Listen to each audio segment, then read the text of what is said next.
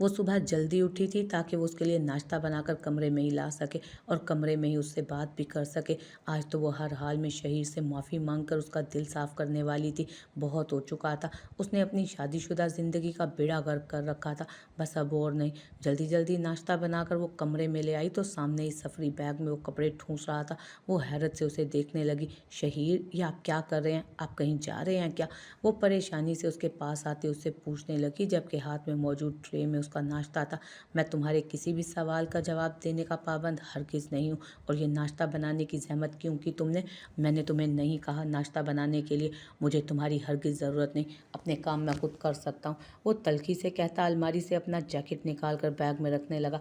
शहीर, मैं जानती हूँ मुझसे गलती हो गई, मुझे इस तरह से नहीं करना चाहिए था। मैंने बहुत गलत किया है, अपनी गलती पर मैं बहुत ज़्यादा शर्मिंदा भी हूँ। प्लीज़ मुझे माफ़ कर दें। इस तरह से आपका नज़रअंदाज करना मुझे बहुत हर्ट कर रहा है। मैंने बहुत गलत किया। मैंने गलत लोगों पर यकीन किया और उनकी वजह से आपको गलत समझा। मैं खूनी रिश्तों पर यकीन रखती थी। मैंने आपको समझने की कोशिश ही नहीं की, आपको जानने की कोशिश तक नहीं की। बेशक मैंने बहुत गलत किया, प्लीज़ मुझे माफ़ कर दें। वो परेशानी से उससे बोली, जबकि वो पूरी तरह से उसे नज़रअंदाज करता अलमारी से अपने कपड़े निकालने में मसरूफ़ रहा। वो जब अचानक रास्ते में आ गई, उसने गुस्से से उसे घूरा था। अगर वो ज़रा सी तेज़ी दिखाता तो यकीनन उसे धक्का लग सकता था और फिर उस धक्के का नुकसान सिर्फ अरूज को नहीं बल्कि शहीर को भी उठाना पड़ जाता। दिमाग ख़राब है तुम्हारा? अकल नाम की कोई चीज़ भी है तुम्हारे अंदर? एक साइड पर होकर क्यों नहीं रहती हो तुम? बार बार मेरे रास्ते में आ रही हो। अपना नहीं तो कम से कम इस बच्चे का ही ख्याल करो। अरूज बीबी, मैं तुम्हारा हर गुनाह माफ़ कर सकता हूँ, लेकिन अगर मेरे बच्चे को कुछ हुआ ना तो माफ़ नहीं करूँगा। कान खोल कर सुन लो तुम। वो बेहद गुस्से से धाड़ते हुए बोला। उसकी धाड़ पर वो सहम कर उसका रास्ता छोड़ गई थी। नाश्ता किया तुमने? वो बैग में कपड़े रखकर उसकी तरफ मुड़ता बहुत गुस्से से सवाल कर रहा था। नहीं, मैं कर लूँगी नाश्ता। आप कहीं जा रहे हैं तो आपके लिए लेकर आई हूँ। वो फ़ौरन बोली, यहाँ सामने बैठो और मेरे सामने नाश्ता करो। और एक बात, मैं यहाँ पर नहीं रहूँगा तो इसका मतलब हरगिज़ ये नहीं कि तुम अपना ख्याल नहीं रखोगी या मेरे बच्चे को नुकसान पहुँचाने की कोशिश करोगी।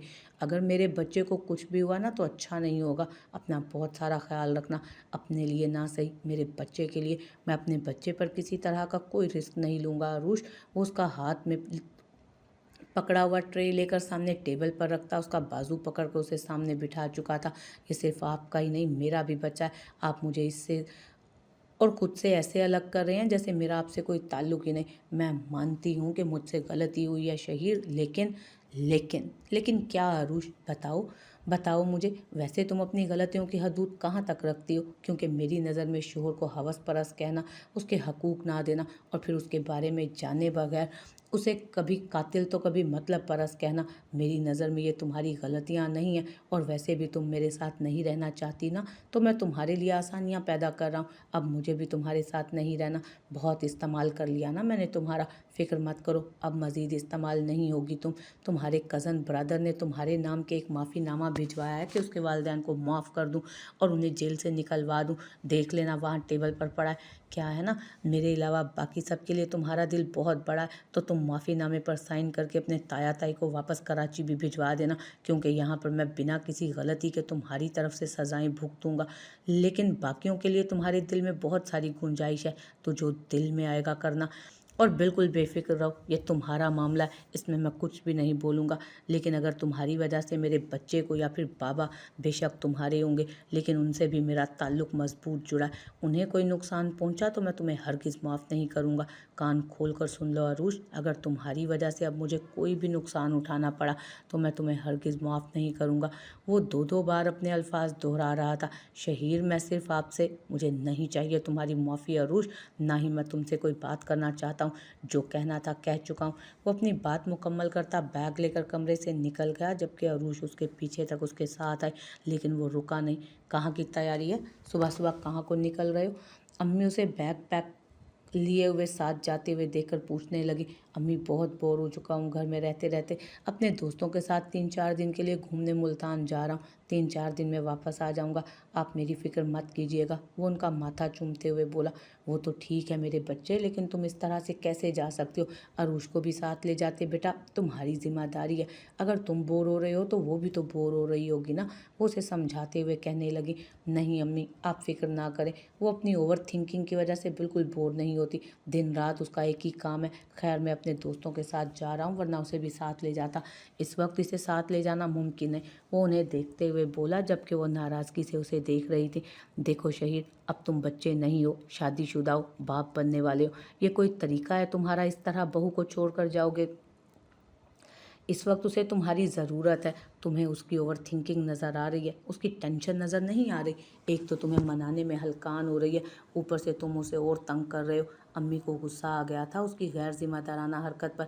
अरे अम्मी आप क्यों डांट रही हैं इसे? अपने दोस्तों के साथ इंजॉय करना चाहता है, इसमें क्या गलत है? अब शादी हो गई है तो इसका मतलब ये थोड़ी है कि हर जगह बीवी को साथ लेकर जाना ज़रूरी है।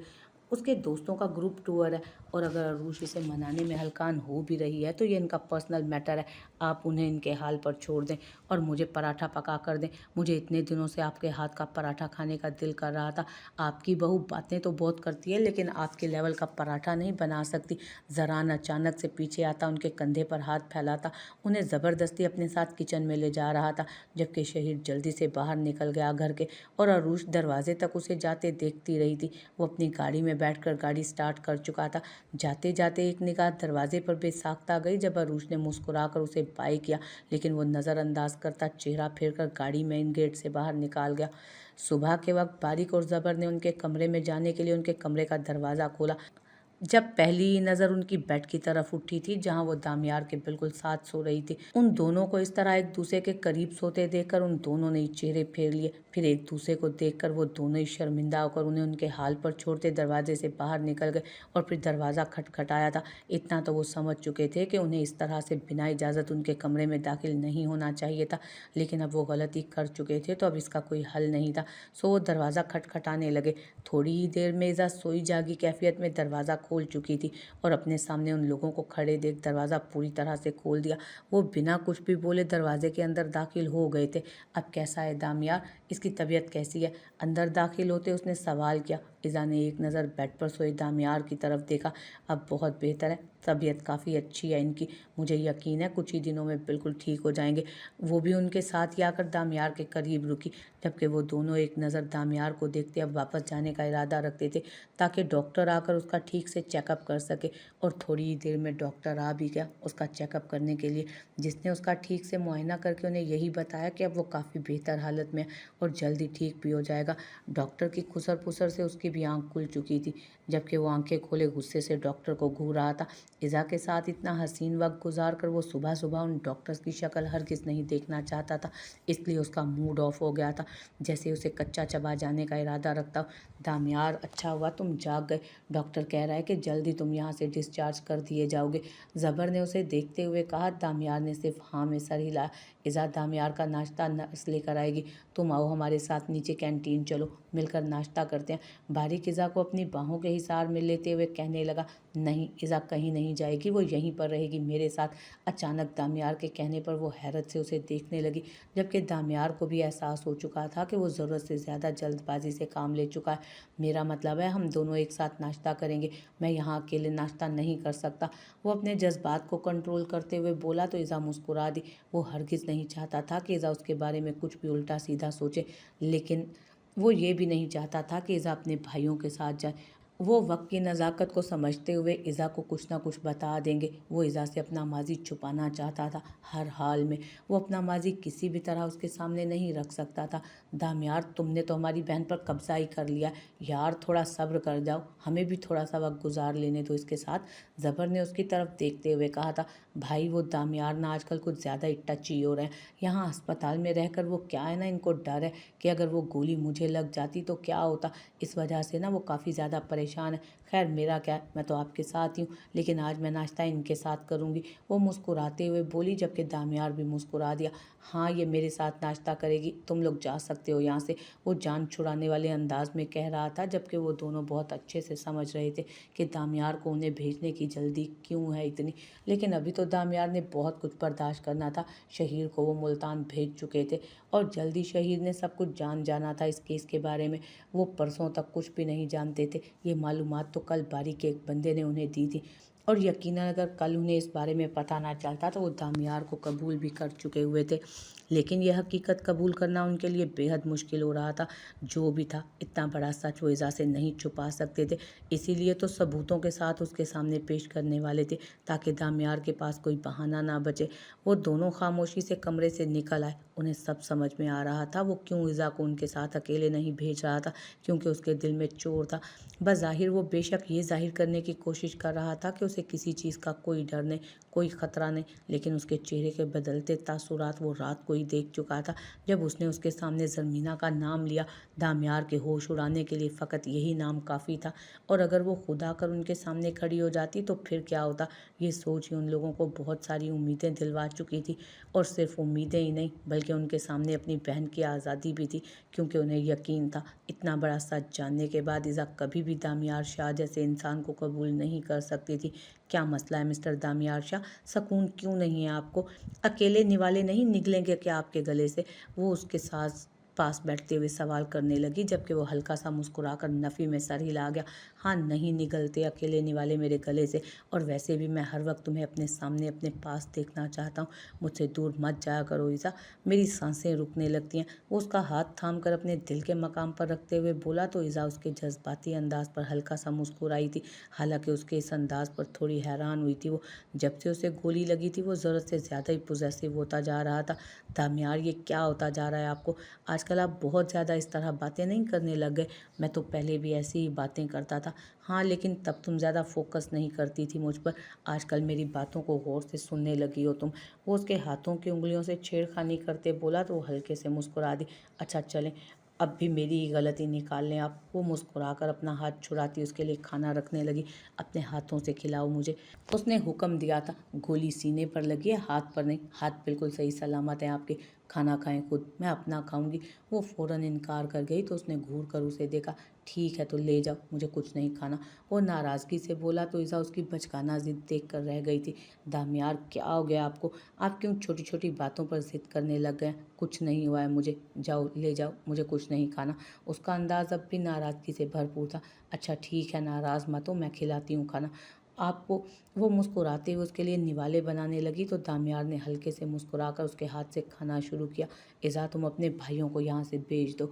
मेरा मतलब है बेकार में मेरी वजह से वो यहाँ अपना वक्त बर्बाद कर रहे हैं, अपने कामों को भी रोके हुए हैं। मेरा नहीं ख्याल कि उनका यहाँ होना इतना ज़रूरी है। तुम उन्हें जाने के लिए कहो। उन्हें यहाँ देखकर अजीब सा गिल्ट फील हो रहा है मुझे। मैं अपनी वजह से किसी को तकलीफ़ नहीं देना चाहता, लेकिन तुम्हारे भाइयों को मेरी वजह से काफ़ी कुछ बर्दाश्त करना पड़ रहा है। वो उसे देखते हुए बोल रहा था। वो लोग आपका ख्याल रखने के लिए यहाँ पर हैं, उसने मुस्कुराते हुए बताया। जानता हूँ, समझ सकता हूँ, लेकिन तुम हो ना मेरा ख्याल रखने के लिए, तो मुझे भला किसी और की क्या ज़रूरत है? तुम उन लोगों को भेज दो। वैसे भी मुझे अपनी वजह से किसी को तकलीफ़ देना बिल्कुल पसंद नहीं। मुझे नहीं अच्छा लगता उन लोगों का यहाँ रहना। अजीब सा गिल्ट रहता है कि मेरी वजह से उन लोगों को इतना सब कुछ फेस करना पड़ रहा है। नहीं दामियार, वो लोग अपनी मर्ज़ी से।